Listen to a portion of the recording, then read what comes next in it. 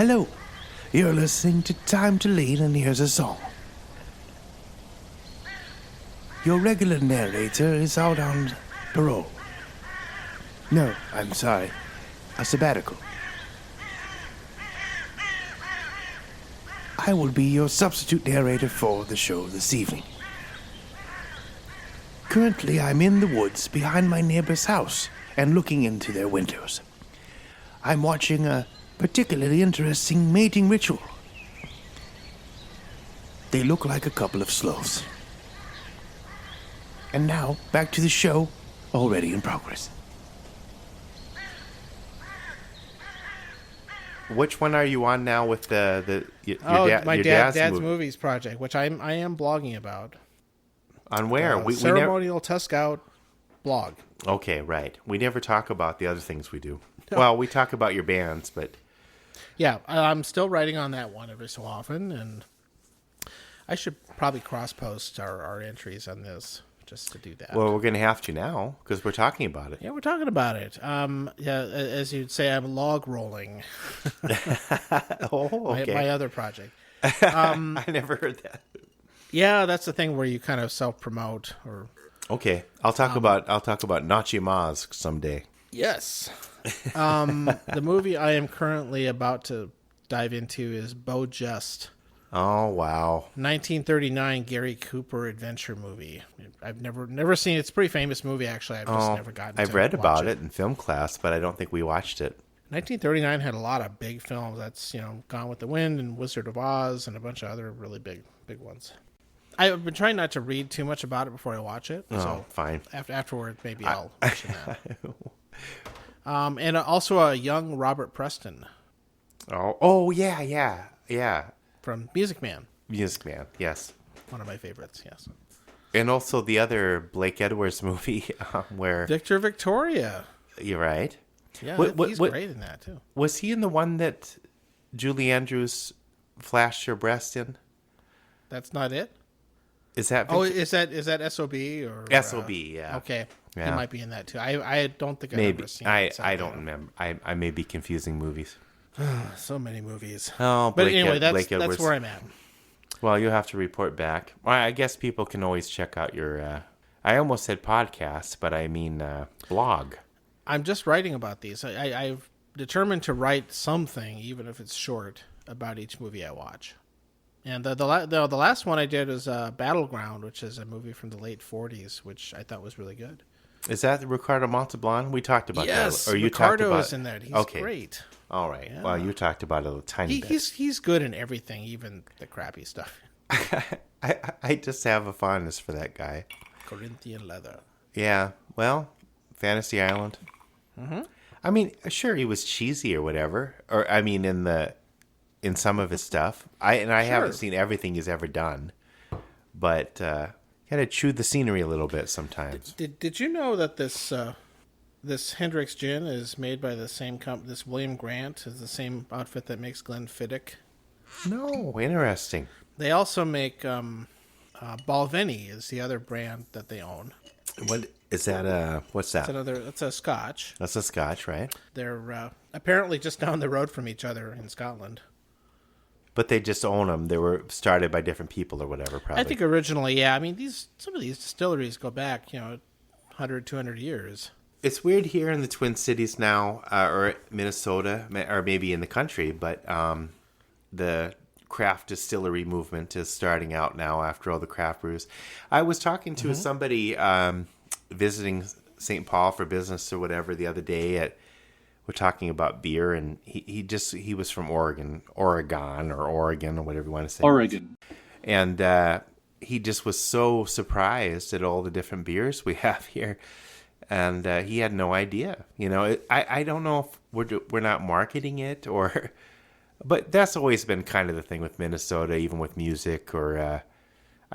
Prince. But even then, until he died, I don't know how many people realized the Minnesota music scene, that how influential he was with that or other... Well, of course, Bob Dylan, but he lived in 1,000 different places.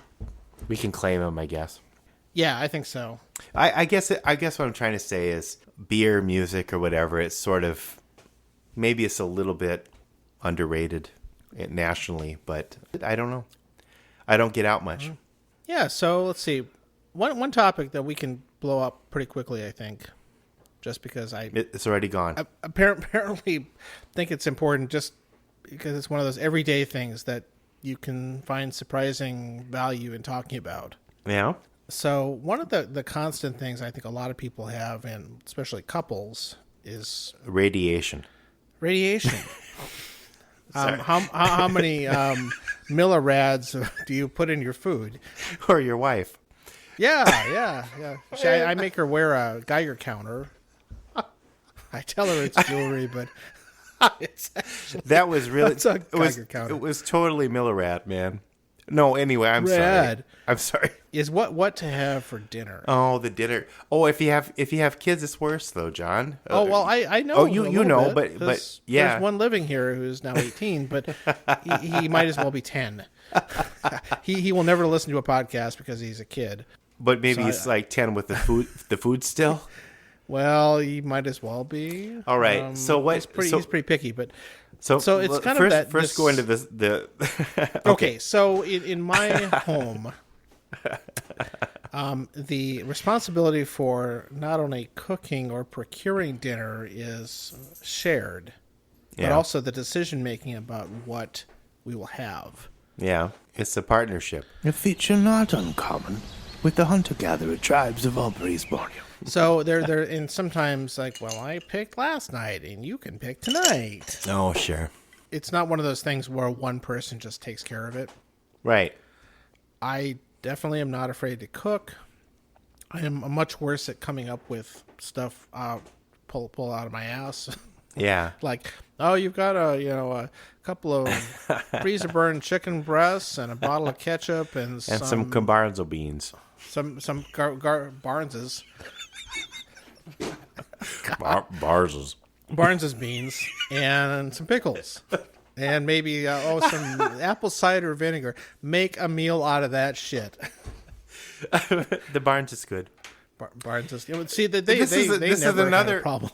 No, this is another. Okay, Sean, where the hell are you? This is another inside joke.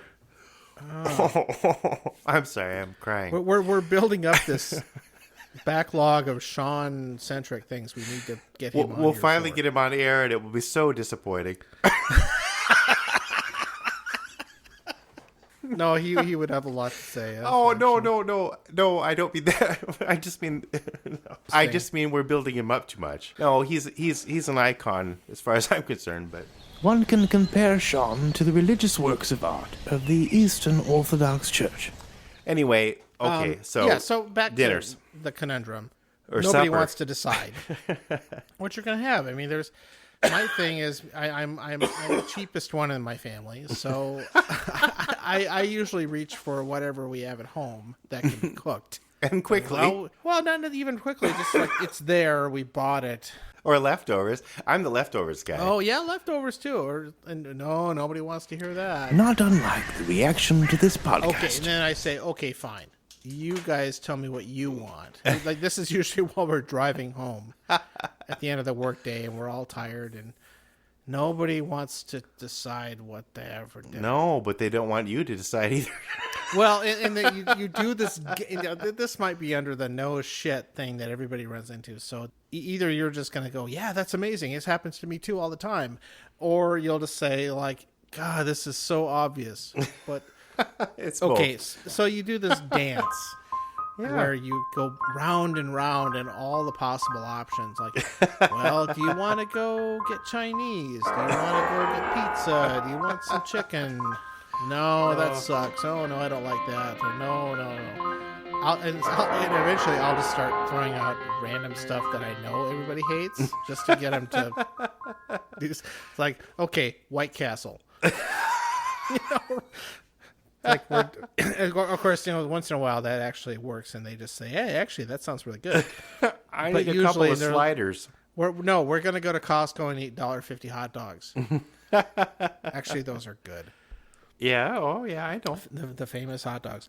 Go round and round, and then we get home, and nobody's decided. And Spencer's no better because you'd think that, and this gets back to our back in the day things, but if we went out to McDonald's when I was a little kid, that was a big deal. Yeah. I wouldn't. No, we never went. Hardly ever went to that. And he's just like, I don't want any of that stuff. I don't care. I had that so many times. They're burnt out on it. Yeah, I know. It's not special. So that's the thing. And, once in a while, I think they just don't have any resistance. And if I say, I'll make X, they'll just say, fine. Eventually, you wear it down. Yeah. But you're all eating the same thing. See, that's... Well, not always. But, yeah, I mean, we tried doing one of those meals in a box things, like a Blue Apron or one of those things. Sure. And it didn't work. No. Spencer didn't eat any of it, and it was just a little bit too esoteric. And it had vegetables in it. Well, yeah, these damn kids. I'm like, eat some vegetables. What the hell? He's such a starchitarian that basically it's Alfredo and pasta and ramen. I don't get down that rabbit hole. Well, no, but my kids, I suppose they could live on chicken strips and mac and cheese. I think it would. If Spencer wasn't getting a meal plan this fall in college, I think he would just live on ramen and poison sauce. He would turn into a giant block of salt after a while.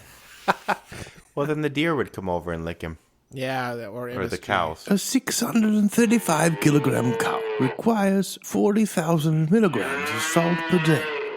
This is roughly equivalent to licking 3 johns a week. Oh, MSG. The little MSG packets that come with them. So yeah, I don't know. That's always one of those frustrations. And to be fair, like today, for example, I was texting back and forth, and Spencer's off on a trip right now with his dad, so that makes things a little simpler. There's only 2 people. I just texted, it's like, why don't I just grill the steaks we've got in the freezer? And it's like, okay. And then it's like, okay, cool. That's a win.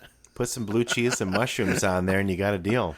She would probably live like that, actually. I've never seen those two together on a steak. She loves mushrooms on a steak, though. Oh yeah, no, blue cheese. We go to Mancini's, and she gets the extra thing of mushrooms. I get it.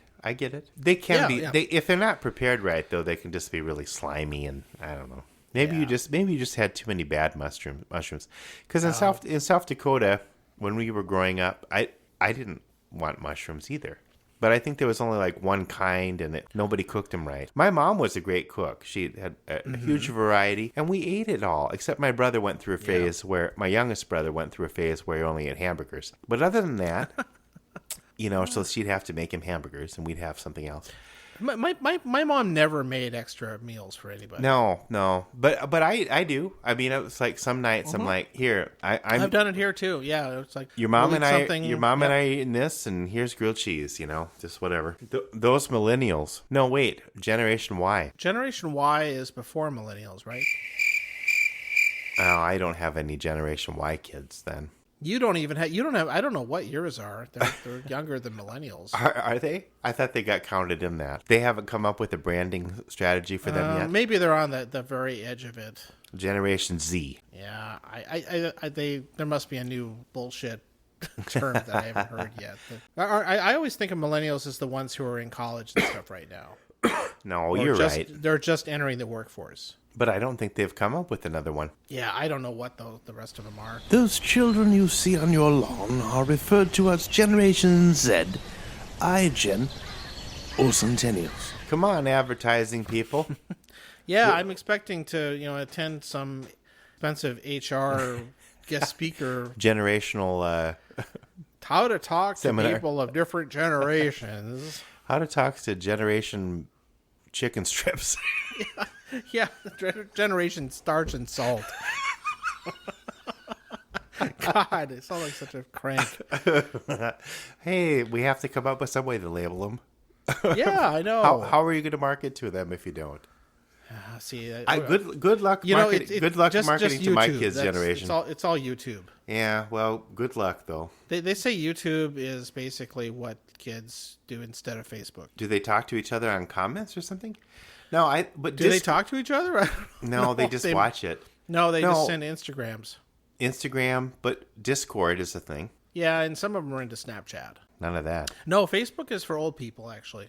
I'm tired of Facebook, John. Well, I heard you say something about that. Well, and I gave you I gave you a little bit of shit about it, but it's just well, no, I go back and forth with it because the things you can delete your account anytime you like, but you can never leave. The things I like about it are keeping track of.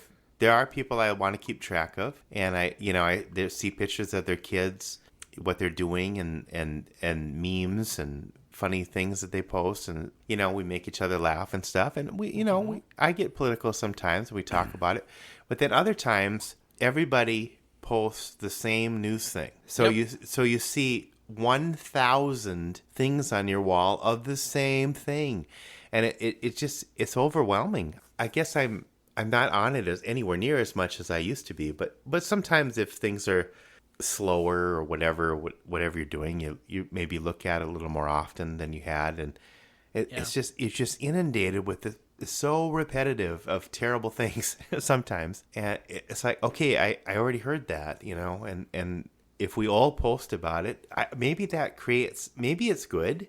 I mean, maybe that creates some sort of, like the refugee thing right now, the children being separated. Well, what's the difference then between people just wanting some sense that they're not alone in their anger or whatever they're feeling, between that and it just being this echo chamber that is only serving to sell people ads? Yeah.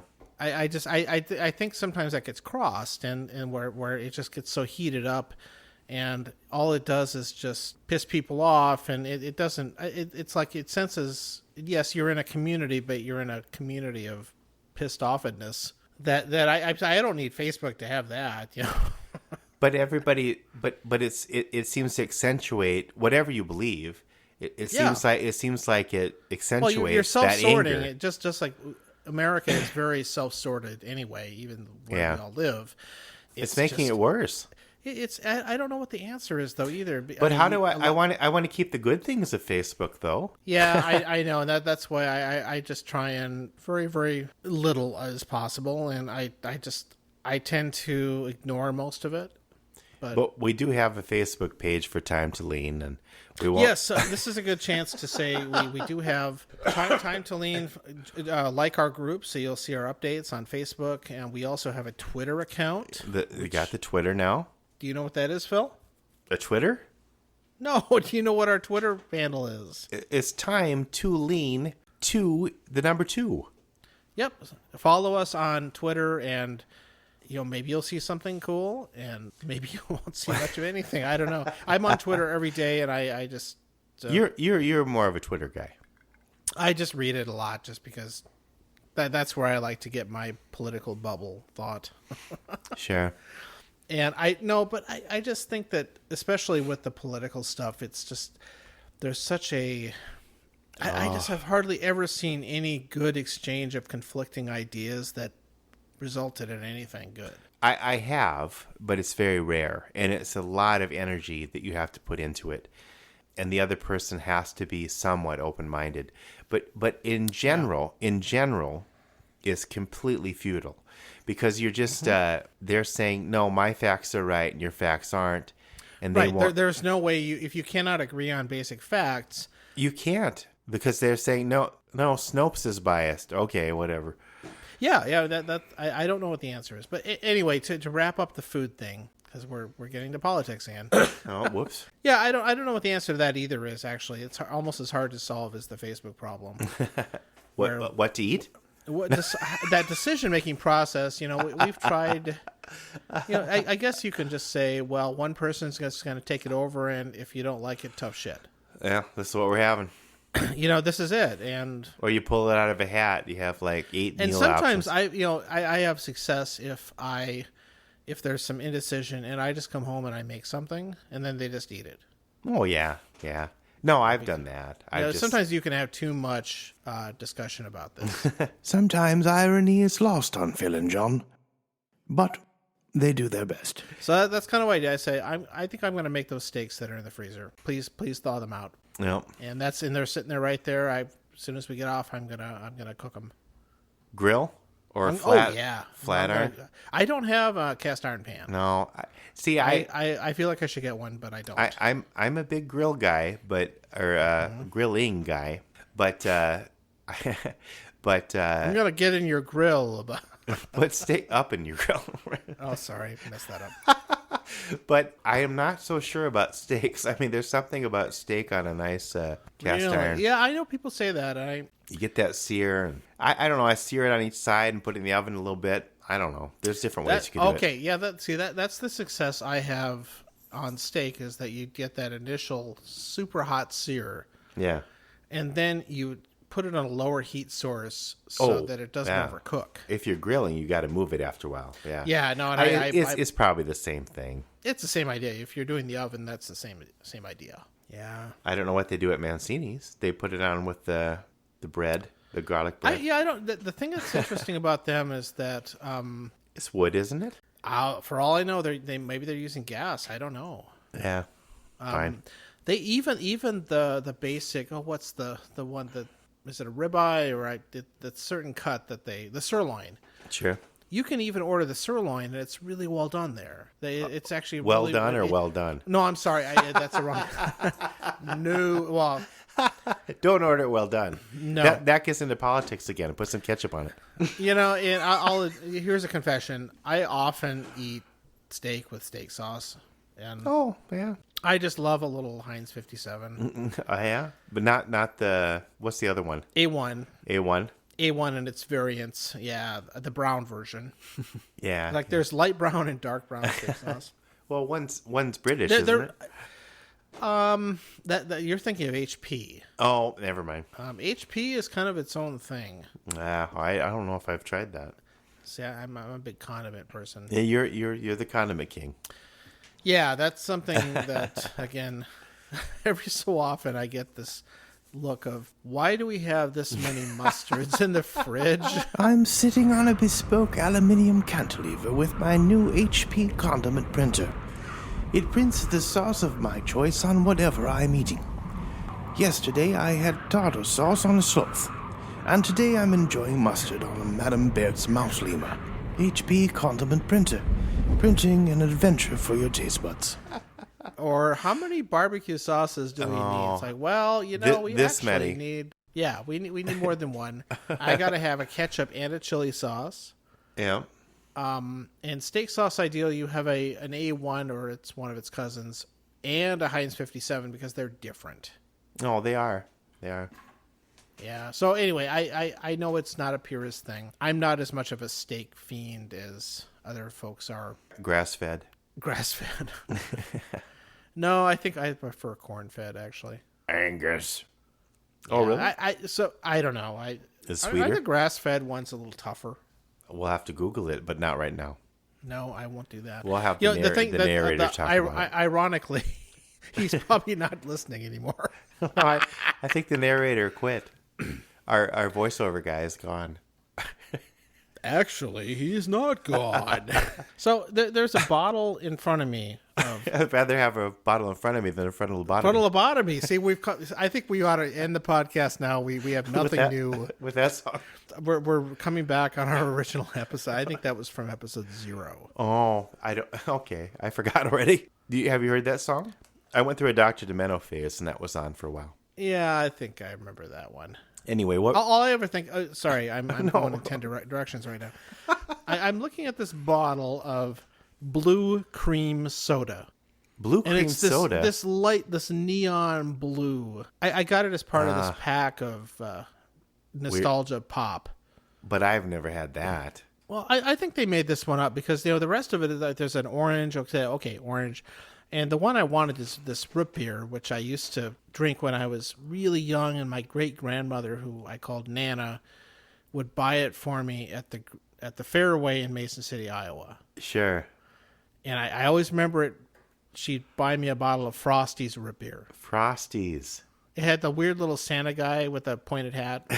A gnome or something? It almost looked like a gnome, but it was Frosty's. It looked like a Santa guy, though, too. Okay, all right. And I always remember that, from when I was, I don't know, I was probably 5, 6 years old, something. I don't know if I ever had that. A few years ago, I saw it again in a store. It's like, is that the same stuff? And I bought a bottle just because it was like, that looks the same. And I remembered the label. It never had in Rapid City. It was I always saw it in Iowa when we were visiting my great-grandmother. Well, I never went to Iowa when I was a kid. So that might be part of it. And that's why. There you go. But they had this there, and I tried it again, and I swear it tasted like I remembered it. Wow, that's cool. It's kind of it's a really sweet root beer. It's not like modern ones that tend to be less sweet. And Yeah. It's probably, I don't know whatever, but it was like, wow, that hit my little nostalgia button right Yeah, there. sure. And it was good. So I saw it again in another pack with a bunch of other stuff with the same brand. And There was no such thing as blue I don't cream think soda. they did a blue cream soda. The kids will drink this blue stuff, and I taste it. It's like blue raspberry, which isn't a thing. Why do they have to make raspberry blue? But it doesn't taste anything like Why raspberry. is it with white chocolate? Remember that? Remember the white chocolate? What's his name? Who used to be on 60 Minutes? Mickey. Mickey Rourke. Mickey Rourke? No, Mickey Rooney. No. Andy Rooney. You're right. I knew what you I meant. had to free-associate a little bit to find that, but I knew what you meant, but I was playing along. what is it with white chocolate? And you know what? I haven't liked white chocolate since then. Oh, he ruined it for you. It's all Mickey Rooney's He fault. ruined it. Rooney did. Did he come up? Was it Seinfeld or him that always said, "Did you notice?" And maybe neither of them did. I don't know where that came from. Did you ever notice? I don't think either of them said it really. Maybe it's an old Jewish comedian thing. I don't know. Did you ever notice? Because maybe neither of them said that. How they put blue food coloring in pop or soda. But blue Sody cream pop. soda. Ugh. Yeah, No, I don't even like cream soda, so this is just an abomination on multiple fronts. I like cream soda, okay, but I can't. I'll get give behind it that. to you then. No, I'll give it to my kids. Good. My You can daughter have might it. like it. She likes the blue sodas. Oh, okay. It's Ugh. yours. Ugh. I don't even want to give it to my kid. That sounds terrible. I think the other one in this pack that I made up is it's called Concord Grape. No? What Concord? That seems like it's fake grape soda. It's not. It's from like anywhere. Corinthian leather. Yeah, it's bullshit. You know, I had a nice Corinthian leather soda once. With Chrysler Crystal Key protection. That's the other part I remember. All of it was made up. Oh, he could sell ice to an Eskimo. Corinthian ice. He could. The guy was just suave. Suave even. Say, before we go, I want to make sure we address our ongoing meta problem. Oh, We seem to episodes? be, well, part of the delay in our episode releases has been that we haven't written any songs. well, it's editing. Editing takes longer. Oh, do you have than, a song ready for the one we've got ready to go? I don't know if I've gotten that far. No, I don't. But I haven't gotten that far enough where an idea has popped out with. Well, I'll tell you what. I'll give you some help, and I'm practicing my euphonium right now because I'm going back to Rapid City for the 4th of July to play in a band concert. Oh, good. Get the So euphonium out. I'll record something you can put in, I'll put on something. and it'll be so amazing. This is an instrument I used to play all the time, and now I go like a year or two at a time and not touch it. It's pretty sad. I don't know, John. It still sounds good when you play it, though. That's what people say. It's all there still. Yeah, it is just like riding a if you're bike. practiced. Your muscle memory kind of remembers how to do it. But I can play for like 2 minutes and then I'm tired out. It's like sex, except the seat's smaller. I don't understand that one. Oh my god. I think we're getting worse. We didn't start that high tonight either. No, All right. no. Well, you did say you were kind of not in a great. You weren't really up for it, but I got this new mic I wanted to try. Oh, but then again, I think the past 2 or 3 episodes I've said, I don't know, I'm kind of out of it, You did say that. You're right. So and they were amazing. Right. No, I've noticed nobody has left any comments about the Weepin' Demon song. Maybe nobody's heard it yet. Maybe they didn't get that I far hope yet. that's the reason. Or if they just, it's like, okay, fuck it. I'm not going to listen to this anymore. That's it. They're all, No. our 3 listeners stopped listening. But No, that was- Rosemount, what's her name, and a couple of people in Rapid City. I can't even convince my mom to listen to it. No. Well, no, it's because it's explicit. It's right. You're the only one that swears on this. So. Yeah, you don't swear, do you? Why don't you swear? God damn it. I've kind of trained myself not to swear. I don't know why. Yeah, I've gotten good at I can filter myself automatically when I'm like at work and stuff. No, there's nothing wrong with it. I'm not. No, I'm just saying. I just think this is the internet. We don't have to. Colorful language is fine if it's used in a appropriate way. And no, I just for some reason I just don't. I might make I make up a word. Something with kids too. I would make up words like farfignugan, and we'd just say different. We'd make up swear words. Well, whatever. No, I don't think I heard my parents swear until I was well past adulthood. John is referring to the infamous evening when his mother referred to him as a manky knobber. I don't remember your parents swearing. No, in fact, I don't think my dad ever did in front of us. Well, he always made up a different word probably too. Yeah, kind of. He just didn't talk like that. He'd use the word hell and stuff like that. But yeah, what the hell? I don't think he ever dropped the F-bomb. I've heard my mother say it a few times in her older age. I think she just feels like she can do that now. Well, why not? People have to evolve. There's nothing like Dad didn't have to swear. Since we just had Father's Day last weekend, we'll do a quick dad segment. He didn't have to swear because there's this great anecdote that my brother Rob and I will always remember to our dying day. Rob and I were both in my dad's high school band at the same time. So you can imagine this. I'm a senior in high school. He's a sophomore, which was as we discussed earlier, was the first days, one then. the first year. And we're sitting there in the band rehearsal back at Central High, and he's rehearsing flutes or whatever. To this day, John's brother Rob can only be lulled to sleep by the dulcet sounds of jazz flute, Jethro Tull, or mating sloths. And Rob and I are just like laughing at something, carrying on talking, and he turns and just glares at us and says, "John and Rob, shut up."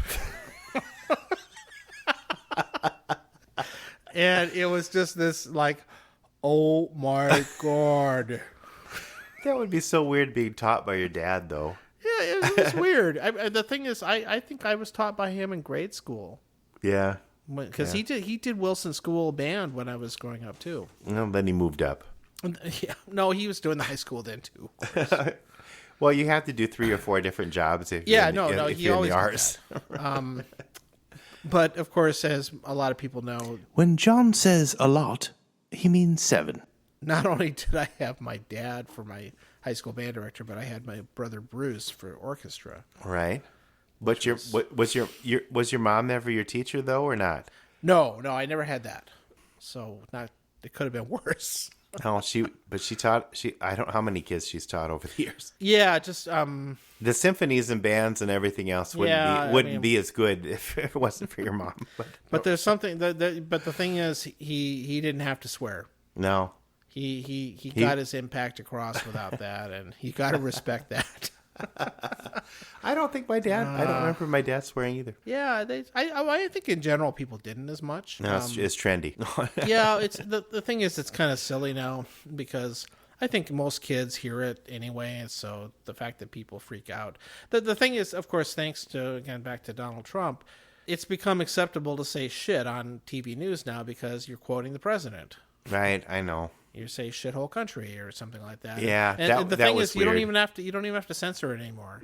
That was he weird. broke some new ground in our culture. He's opened the door wide open on many fronts. Yeah, it's true. I remember the first time NPR said, maybe I'll never forget that. The first time NPR said shit. NPR is the official radio station of all erudite sloths.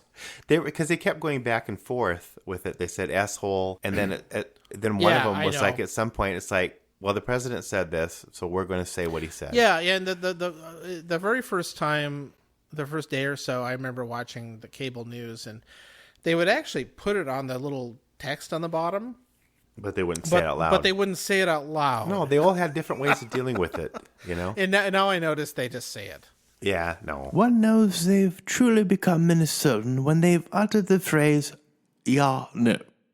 At some point it got silly, I guess. Because he didn't say asshole. That sounds almost like something different. Speaking of which, does Puerto Rico still have any power? I don't know, but whatever.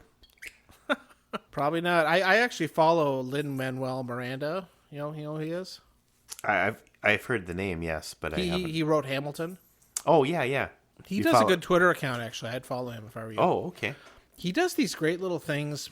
I don't know if he pre-writes them in advance or whatever, but often late at night, like maybe when he's going to bed, he puts out this little tweet that says something like, "Get lots of rest and recharge yourself because you're going to do great things tomorrow," and blah, blah. But he says it in a lot more interesting way than Sure. I think he's amazing, but you didn't stand in line or sleep overnight to get tickets to Hamilton. well, I've seen it.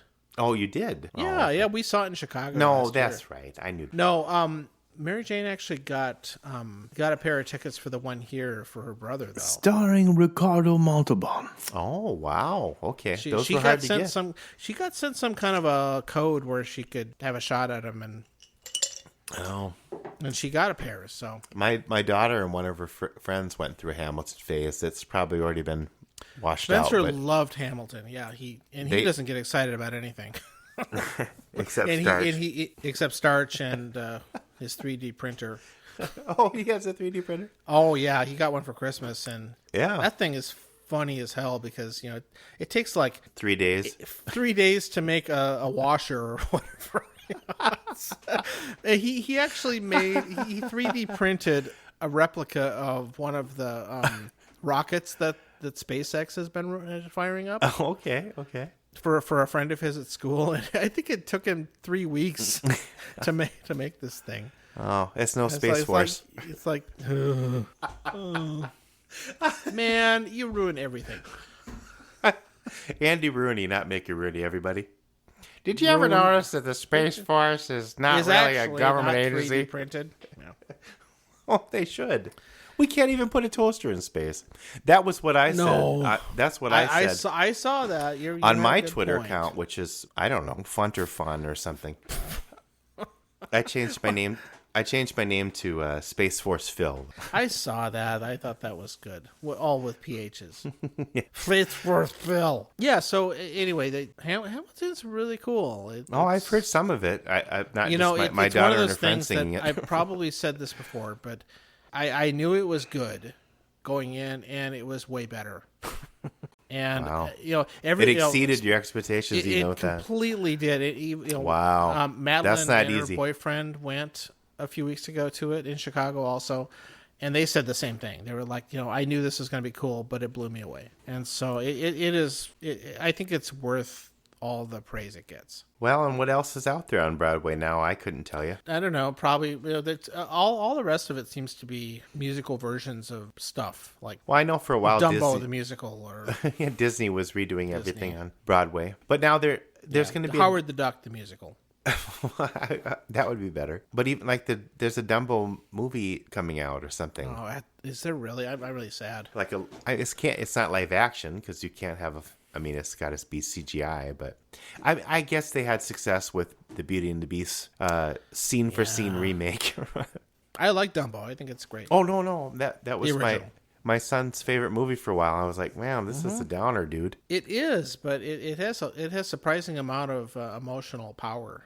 Oh, he loved that movie for a while when he was a little kid. Yeah. And I watch it with him. I'm like, this is pretty heavy. Even though it has the crows, but Yeah, I don't know. when I see an elephant fly, I'll say a house fly. it's no Song of the South. No, they took that off. You can get a Japanese version, I guess. Yeah, or that was- did yeah, they end that up? was that was the one way you could get it. It was a laser disc in Japan, and I had a copy of it for years. And during the songs, there'd be these Japanese titles under it. It's the truth. It's factual. It's actual. Everything is satisfactual, Phil. Well, there. Let's end on that. That So was now what we I have do. to sing zippity doo dah. No. All right. Zippity-doo-dah. Hey, you said you wouldn't sing. I lied. Okay, that's the song, everybody. See, we have to, now we can release another episode. All Yeah. right, I'll send you a recording later tonight of me playing my euphonium. All right, maybe that'll And go on you can put it in GarageBand with a beat. there. Then that's the song. Maybe write some lyrics. Hey. All right, everyone, buy the Time to Lean song on Bandcamp. Yes, it's very catchy. And you can always pay more than it suggests too, if you want to make a donation to help fund the It's like podcast. when you go to the coffee shop and you use the little iPad to charge your card, and they like suggest huge amounts of tip. Would you like to leave $1,000? And it makes you feel like crap because it's like, I don't want to leave that much tip. Now you don't have to leave that much, everybody, but just leave. You can leave something. No. They guilt you into leaving more tip. Well, we won't do that. We won't guilt you. All right. Well, hopefully your mic worked. Yeah, I guess we'll find out, and the experiment continues. John will sound totally different next week. Now I'm going to sound like Sean. No, we need Sean. No. Sean will do an impersonation Sean, of you, you've got to come on next time. and he'll imitate you. Hey, that's okay. Maybe I won't have to do anything. I'll just sit back and listen to you guys talk. I'm Phil. I'm Lee. I'm John. I'm Sean. All right. Good night. And you still never watched Arrested Development with Ron Howard doing that little voiceover game. No, but maybe that's for the best because I'm not referencing. It's not the way. It's a different thing than you do. No, it's not me. We have a voiceover guy. That one guy is dead who used to do the movies. What, the voiceover or the? You know that one guy who used to do all those movie trailers and in a world where blah blah. Yeah, he's dead. He died a few years ago. In a world with blah blah. In a world where people don't have pants. That's it. Oh, I need a little more echo. You need some processing. Well, okay. What? This is really degenerating. The great thing is you tend to grab these little bits where we are really just talking about nothing and turn it into some funny little thing.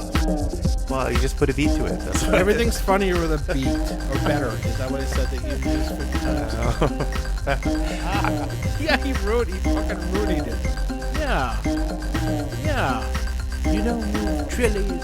Trilla goes, friggin'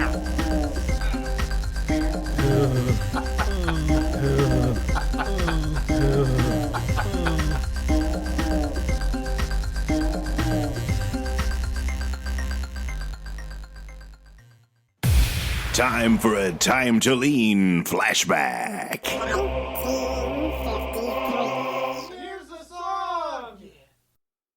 All right, so the song today is Sugar Blues by Jack Knowles and his Dixieland Combo, recorded back in 1953.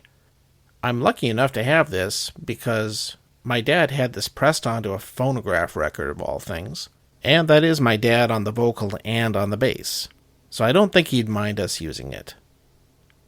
Would he?